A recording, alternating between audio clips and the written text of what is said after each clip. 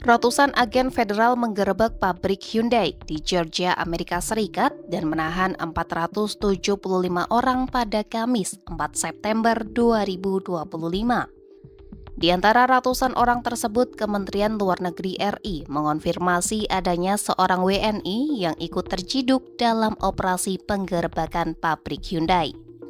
Direktur Perlindungan WNI Kemlu RI, Juda Nugraha mengungkap, WNI berinisial CHT tengah berada di pabrik Hyundai Metaplan untuk kunjungan bisnis dan bertemu pihak Hyundai saat razia terjadi. Meski demikian, Juda mengatakan bahwa yang bersangkutan memiliki dokumen yang lengkap untuk agendanya di AS. Merespon penangkapan CHT, KJRI Houston juga telah berkomunikasi dengan Foxton ICE Processing Center di Georgia, tempat WNI tersebut ditahan.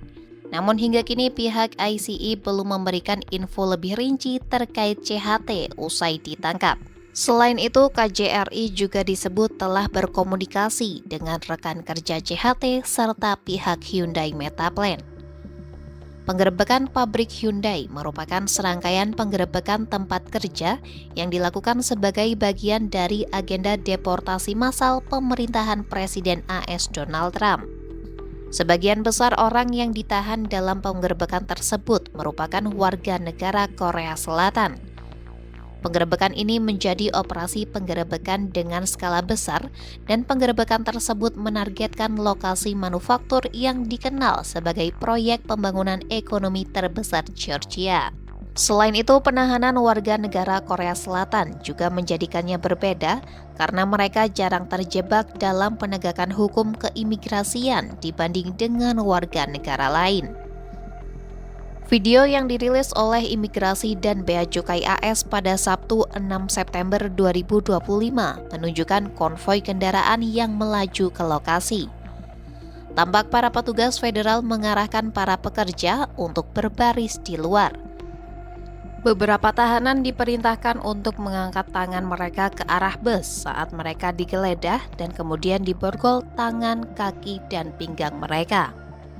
Sementara beberapa lainnya tampak diikat menggunakan ikatan plastik di pergelangan tangan mereka saat hendak naik ke bus transfer narapidana Georgia. Menanggapi penangkapan tersebut, Menteri Luar Negeri Korea Selatan Cho Hyun mengatakan pada Sabtu, 300 dari 475 tahanan merupakan warga Korea Selatan.